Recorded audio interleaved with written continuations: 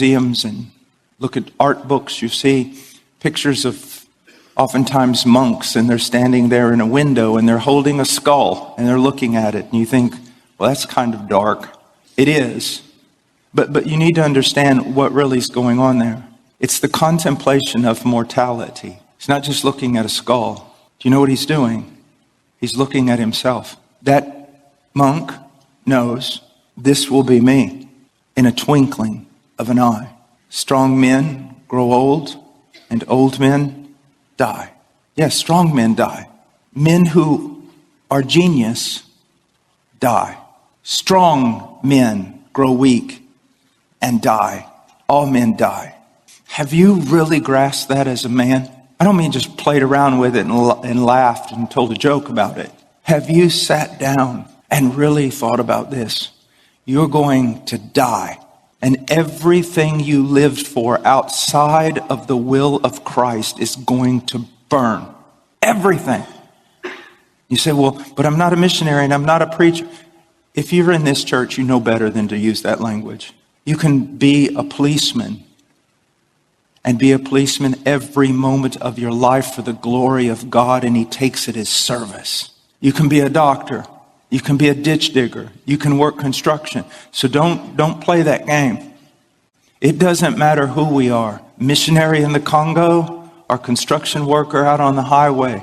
If we know Christ and Christ knows us, there's no longer the division of secular and sacred in our life. Everything is sacred if it's offered to him. And he takes it as service to him. One of the most life-changing things that I experienced before I was converted. As a matter of fact, it's one of the things that led to my conversion. My father, I was many times afraid of him. He was big. He was strong. He was good. I wanted to be like him in so many ways. We're running with a roll of wire, putting up a fence for the horses. Put a pole between the wire, one man on one side, one on the other, and you roll it out. And all of a sudden, when we were talking about upcoming basketball season and all kinds of things. And all of a sudden, I looked down and then I heard him scream. I felt the wire drop. I grabbed him. We fell to the ground. He was dead. I realized at that moment, it didn't matter if I was like my father, who I never thought I would be like. It doesn't matter. He's dead. Strong like him and die. Courageous like him and die. Successful and die. Intelligent and die. You fall in love. You lose her in the end. You need to contemplate. You need to get away from media and contemplate your own death and contemplate everything you have invested in. Where are your investments? When I was at the University of Texas, I had to study a lot of different things for my major in economics, finance, just all sorts of things, engineering, everything. And I remember after I became a Christian and some of my friends said, "What are you doing?" And I said, "I'm not doing anything that I wasn't taught in class." And they all knew it was very anti-Christian university. And they said, "What do you mean?" I said, "Well, remember investments. I've not stopped investing. I've just traded up. I'm not going to invest in this place anymore because I seriously believe it's going to burn and everything that's going to burn with it. And the one who signs on the dotted line, the co-signer with you in this world, he hates you. He's going to take you for everything you have. I'm just changing where I'm investing." Where are you investing? Where? Are you investing in your own godliness? How much time a day are you investing in your own godliness? Because your wife's greatest need is a new husband. A better you. How much time are you investing in your wife? How much time are you investing in the godliness of your children and in intercession for them? How much are you investing in your local church? Never forget this in the Lord's Prayer after he says, "Hallowed be thy name, thy kingdom come, thy will be done." He says, "Give us this day our daily bread." People make all kinds of nonsense about that text. Well, it's not talking about give us bread for 90 years. It's give us daily bread. All these different things, and they miss the entire point. You know what the point of it is? Do you know what's really going on there? You're praying in this way. Here you see the heart of Christ. You're saying, God, my only reason for existence, the reason for my breath, is that your name be hallowed, that it be placed in a category totally distinct from all other categories and honored above all categories. I want to live for that. For your name being hallowed, for your kingdom to come, for your will to be done. Now, give me this day my daily bread. Lord, I don't want riches. I don't want luxury. I don't need anything. Just give me enough food and shelter and clothing so that I can devote my life to fulfilling those three things I prayed about. Just give me the sustenance I need to keep serving you. That's what a man does. In the creation commission, Adam's told to go out and bring God's kingdom, bring God's rule, subdue everything in the world to the will of God for the glory of God. I believe in one sense, the call of the Great Commission and every command to the family and all the commands given to us with regard to every aspect of our life is almost a recommissioning of that in some sense. We are to go out. We are to subdue ourselves. We are to subdue our families. We are to subdue the world to the reign of Christ. That's the only reason we need food.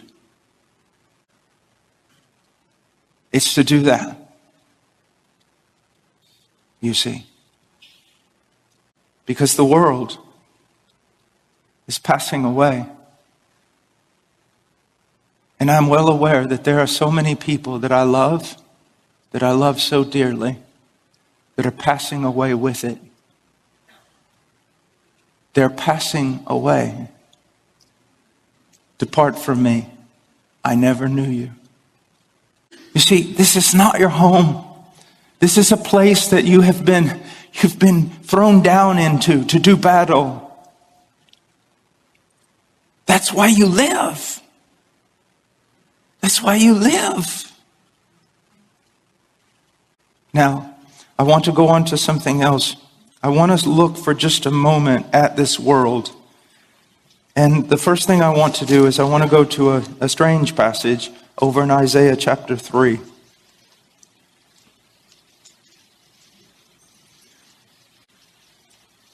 God is bringing judgment upon a people in this passage. God is bringing judgment upon a people. And he says in verse 1, Isaiah chapter 3, verse 1, "For behold, the Lord God of hosts is going to remove from Jerusalem and Judah both supply and support, the whole supply of bread and the whole supply of water." So he's going to remove this. But what else is he going to remove? The mighty man and the warrior, the judge and the prophet, the diviner and the elder, the captain of 50 and the honorable man, the counselor and the expert artisan and the skillful enchanter. One of the greatest acts of God's judgment upon a people is when he removes the noble men from leadership. When he removes the entire population of noble men, and there's nothing left but ignoble, weak men. Now, who would dispute with me today and say this passage has no application to the United States of America? I travel around the world. I see men strong, angry, and many of them mad at us. I come home. I see silly older men playing with toys. I see little boys playing with video games. And I see most people no longer even knowing what bathroom they should go in. We are under the judgment of God.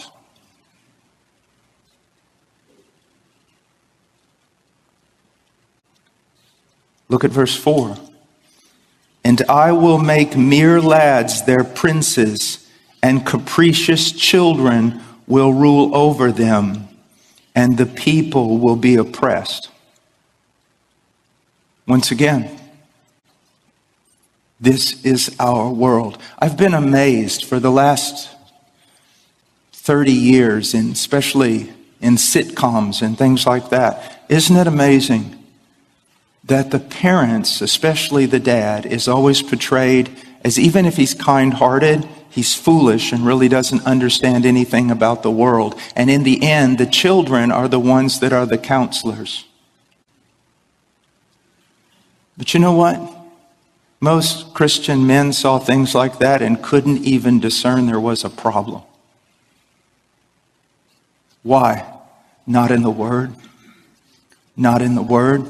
Not with men of the Word. And I think both those things are almost equally important. Brothers, the only thing that's going to keep you from this is the Word, the Word, the Word. My wife one time was teaching a group of women in Romania, and finally, after a couple of days, one of them said, Miss Chato, we really love your teaching and your help, but on every question that we've had, you've basically said just the same thing. We need to be in the Word. Why do you do that? And she said, well, because you need to be in the Word. I'm sorry, in a way it's really wonderful that it's not mystical, that you don't have to climb up to heaven or drive yourself down into hell to grow. Isn't it wonderful that it's really quite simple? Read the Word, fellowship with godly men, fellowship with your wife, fellowship with your children around the Word, learn the Word. Isn't it wonderful that it's really that simple? And isn't it terrible how accountable we're going to be on that final day because it was so simple? I didn't say it was easy, but it's simple. There's no mystery to it. No esoteric knowledge that you need. You need the Word. Now, look verse 5. And the people will be oppressed, each one by another, and each one by his neighbor.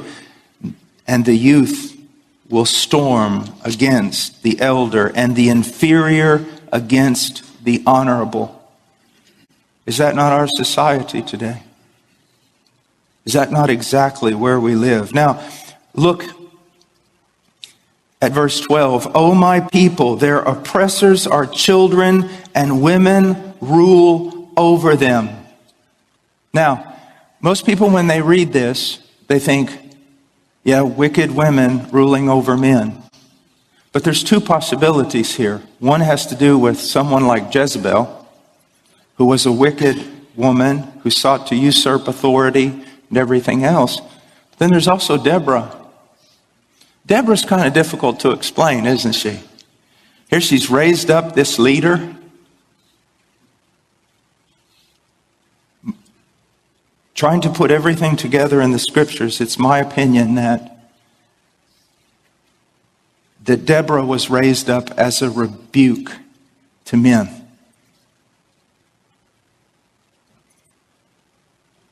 And at no fault of her own.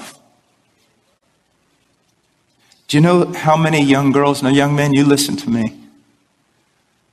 I travel all over, even here.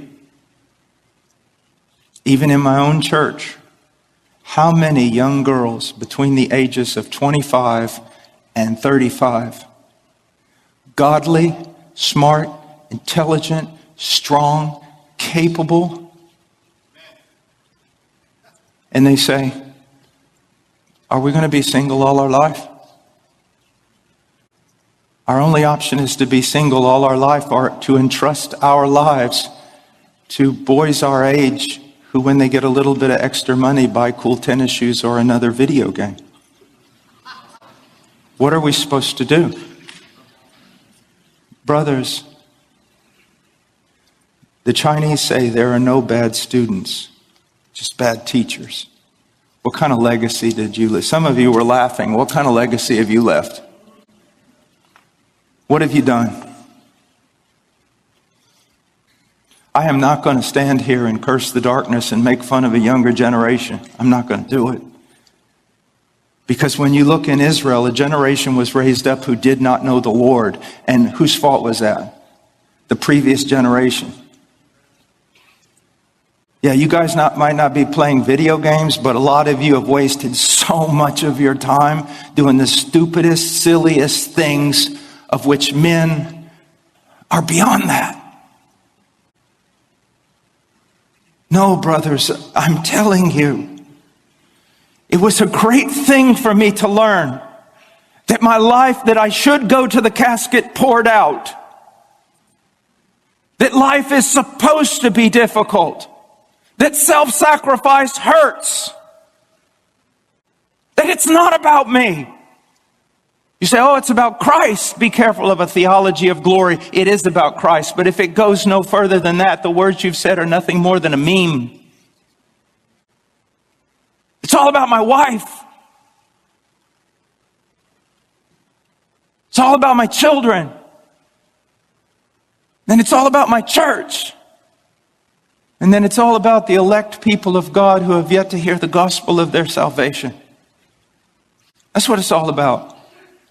That's what it's really all about. I know professional men in this church, and I know professional men in other places around the world that are extremely professional, extremely busy, and they witness to more people in 1 week than I do in 6 months.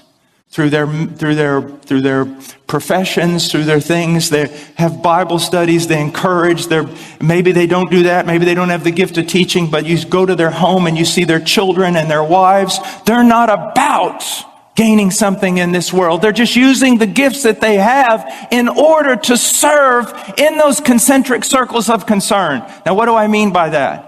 This is the way I've ordered my life. It was based on a book on evangelism that was written about 40 years ago by a very godly man, Concentric Circles of Concern. But I took it and changed it up a little bit. In the middle of that circle is me. You say, well, that doesn't sound very Christian. Well, it is. And what am I saying when I say the middle of that circle is me?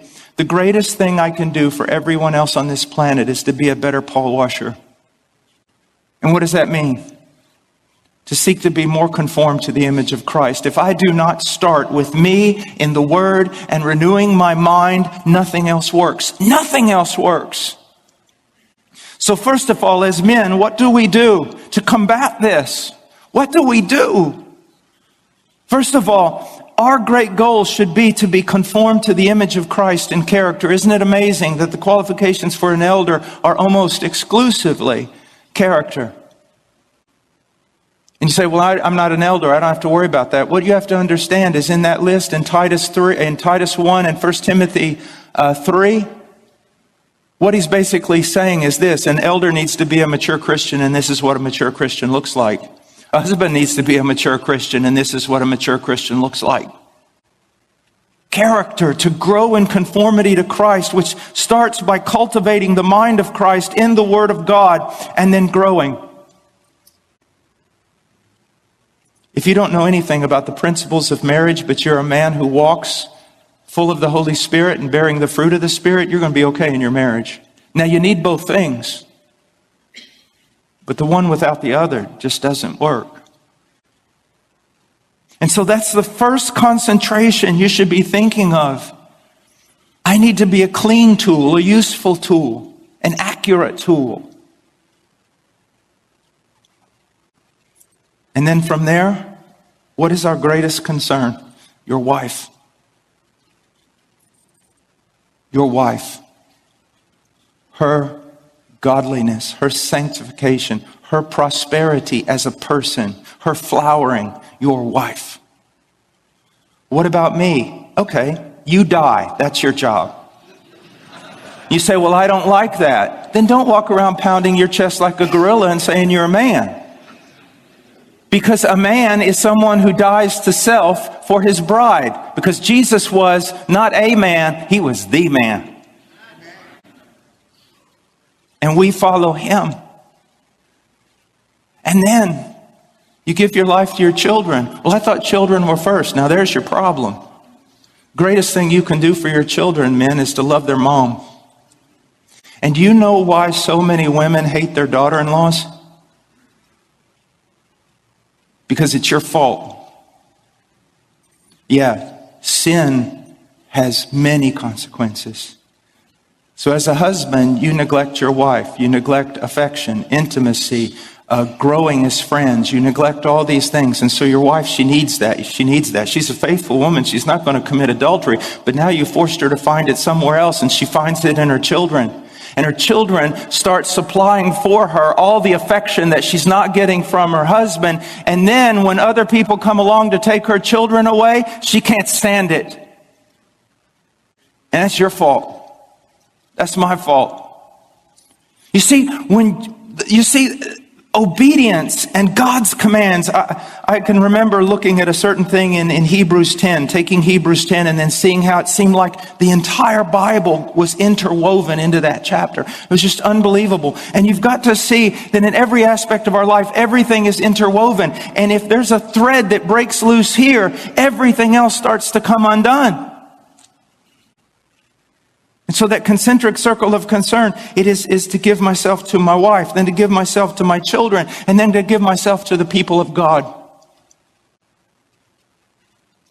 And then to give to myself to the world in the sense of sharing with them the gospel of Jesus Christ. Escrito por J.K. van Lodenstein, un personaje importante en la segunda reforma holandesa. La frase completa es: la iglesia es reformada y siempre está siendo reformada según la palabra de Dios. Michael Horton dice algo muy importante aquí, que el verbo es pasivo. No significa que la iglesia siempre está reformando cosas, sino la iglesia, pasivamente, la iglesia siempre está siendo reformada por medio de la obra del Espíritu, por medio de la predicación de la palabra de Dios.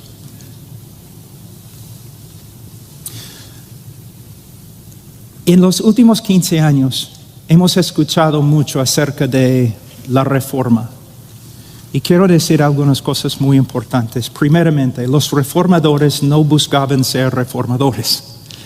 Los reformadores simplemente querían ser bíblicos. Y debemos aprender a usar este término, bíblico. No queremos conformar la iglesia a la reformación europea, pero sí queremos reformar la iglesia y transformar la iglesia y conformar la iglesia a las Escrituras. Apreciamos las reformas. La parte bíblica de las reformas, por supuesto, y podemos aprender de las reformas. Pero, hermanos, la meta es ser bíblico. En los últimos 15 años hemos visto muchas personas hablando de la doctrina de la reforma. Y de verdad yo pensaba que iba a haber algo de una reforma. Pero ahora casi no se escucha nada acerca de la reforma. Ha pasado de moda. Y ahora hay otras cosas. Creo que había algunos errores en los últimos 15 años. Primeramente, la reforma, ¿cómo puedo decirlo? La reforma tiene que ver con más que una sola doctrina, la doctrina de la gracia soberana. Muchas personas en los últimos 15 años han adoptado la doctrina de la gracia soberana. Gloria a Dios. Y luego dicen, ahora yo soy reformado porque he adoptado, he aceptado, yo creo en las doctrinas de la gracia soberana. Pero hermanos, la reforma tenía que ver con la doctrina de sola escritura, de conformar cada aspecto de nuestra vida, nuestra doctrina, nuestra iglesia a lo que está escrito. Es por eso yo estaba predicando hace algunos años y yo dije, yo conozco a algunos arminianos que son más reformados que los reformados. Porque ustedes solamente quieren conformarse a una sola doctrina, pero hay otras doctrinas y prácticas. ¿Quieres ser reformado en tu matrimonio, en tu familia, en la administración de disciplina en la iglesia? ¿Quieres ser reformado en la manera en que entrenan ancianos? ¿Ustedes quieren ser reformados en su doctrina de oración, piedad, santidad? No, la doctrina principal de la reforma era la doctrina de sola escritura, y nosotros tenemos la tarea como pastores de conformar nuestra vida a la escritura y conformar la iglesia a la escritura por medio de predicar la escritura. Ahora, quiero hablar de algunas armas muy rápido. 2 Corintios capítulo 10, 4. Pablo dice, porque las armas de nuestra contienda no son carnales, sino poderosas en Dios para la destrucción de fortalezas. Cuando yo estudio todo el Nuevo Testamento y el Antiguo Testamento, ¿qué veo? El Señor ha dado a nosotros, los ministros de Cristo, algunas armas. Más que confiamos en el brazo de la carne, menos veremos el poder de Dios. Nosotros necesitamos rechazar la armadura carnal del rey Saúl y necesitamos buscar las piedras lisas que el Señor nos ha dado para pelear contra cualquier gigante. ¿Y cuáles son estas piedras? La palabra de Dios, la intercesión y una vida ejemplar. Estas son las armas. Volviendo al final a Esdras, ya que Esdras había dedicado su corazón a estudiar la ley del Señor y a practicarla y a enseñar sus estatutos y ordenanzas en Israel. La vida de un pastor es estudiar la palabra de Dios, para vivir la palabra de Dios, para predicar la palabra de Dios. Es muy simple. Es muy simple. Pablo dijo en Hechos 20:20, no rehuí declarar a vosotros nada que fuera útil y de enseñaros públicamente y de casa en casa. 1 Timoteo 4:13. Entre tanto que llego, Timoteo, ocúpate en la lectura de las escrituras, la exhortación y las enseñanzas. Ustedes saben lo que yo veo en el día de hoy. Tenemos un montón de diáconos, no tenemos muchos ancianos. ¿Qué? Los hombres que se llaman pastores, cuando yo examino su vida, están básicamente haciendo la obra de un diácono.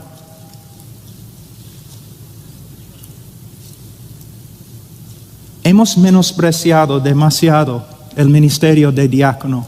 No solamente, según 2 Timoteo capítulo 2:2, no solamente debemos entrenar a otros hombres para que puedan ser ancianos, debemos entrenar diáconos para que puedan hacer la obra de un diácono, para que el anciano pueda hacer el trabajo de un anciano, que es estudiar, orar y proclamar. ¿Cuánto tiempo, pastor? Cada día. ¿Cuánto tiempo estás a solas con el Señor? Cuando yo era más joven en Perú y recién casado, todos los misioneros peruanos decían algo acerca de mi esposa. Ella es la querubina. ¿Por qué decían querubina? Porque ellos venían a la casa a las 8 de la mañana, a las 9 de la mañana y decían, quiero ver Pastor Pablo. Y mi esposa como una querubina con una espada. No. ¿Cómo no? Bueno, dos preguntas. ¿Alguien ha muerto? No. ¿Cristo ha regresado? No. Entonces no puedes ver a mi esposo. ¿Por qué? Tiene una reunión. ¿Con quién? El Señor. las primeras horas con Él. Por supuesto, a veces hay excepciones. Por ejemplo, cuando alguien muere o Cristo regresa. Pero Satanás va a atacar tu estudio, tu tiempo de oración. Hermanos,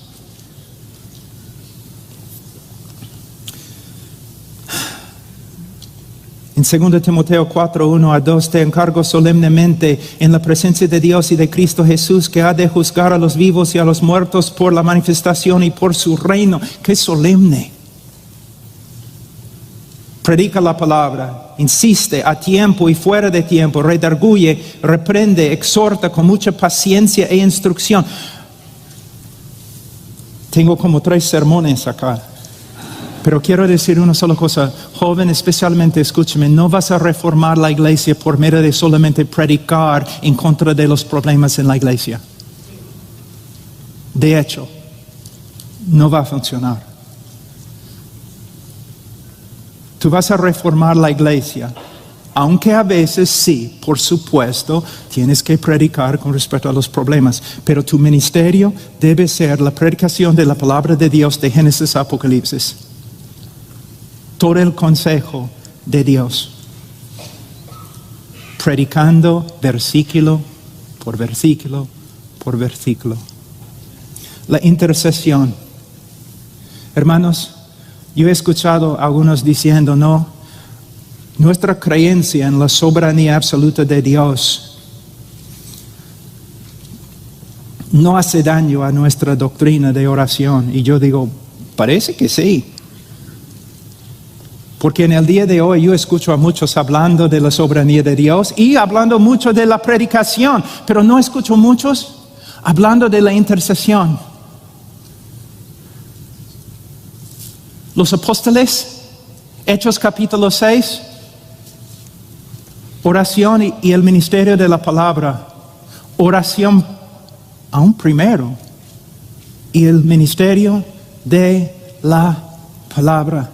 Todos los grandes movimientos bíblicos en la historia de la iglesia y todos los pastores que de verdad han cambiado al mundo han sido principalmente, ante todo, hombres de oración. Hombres de oración. Hay un texto, es uno de mis favoritos, Isaías 62, 6 y 7. Sobre tus murallas, oh Jerusalén, he puesto centinelas.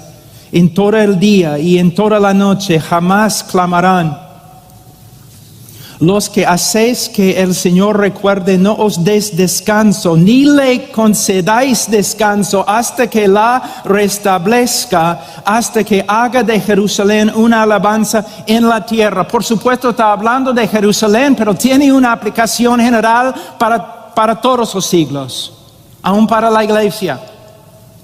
El Señor ha dado muchas promesas con respecto a la iglesia, con respecto al ministerio, con respecto a la santificación, con respecto al poder que necesitamos para llevar a cabo la gran comisión. Nos ha dado muchas promesas, pero nosotros,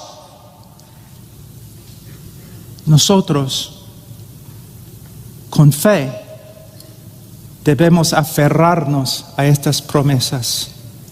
Señor, aquí estoy.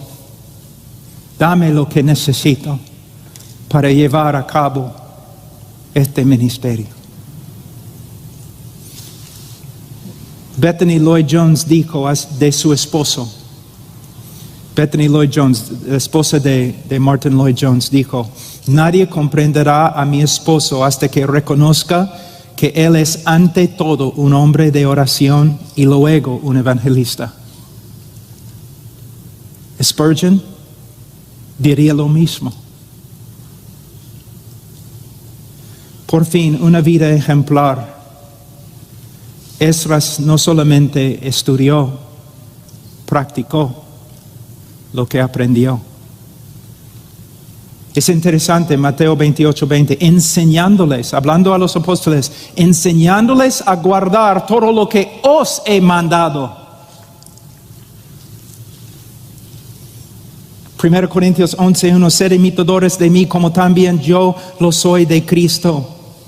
1 Timoteo 4:12, no permitas que nadie menosprecie tu juventud, antes sea ejemplo de los creyentes en palabra, conducta, amor, fe y pureza.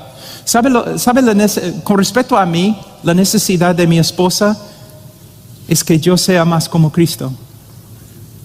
La necesidad de los hermanos en mi iglesia es que yo sea más como Cristo. La necesidad más grande de mis hijos, ¿qué es la cosa más? ¿Qué es lo mejor que puedo hacer para mis hijos? Como su padre, ser más como Cristo, más como Cristo, más como Cristo, más como Cristo. No debes estudiar simplemente para predicar, debes estudiar para practicar. Un hombre, una mujer conforme a Cristo. Un hombre piadoso. Un hombre que teme al Señor. En Hag Tag cada martes tenemos el día especial de oración. Y la oración más frecuente: Señor, aumenta nuestro temor de ti. Aumenta nuestro temor de ti.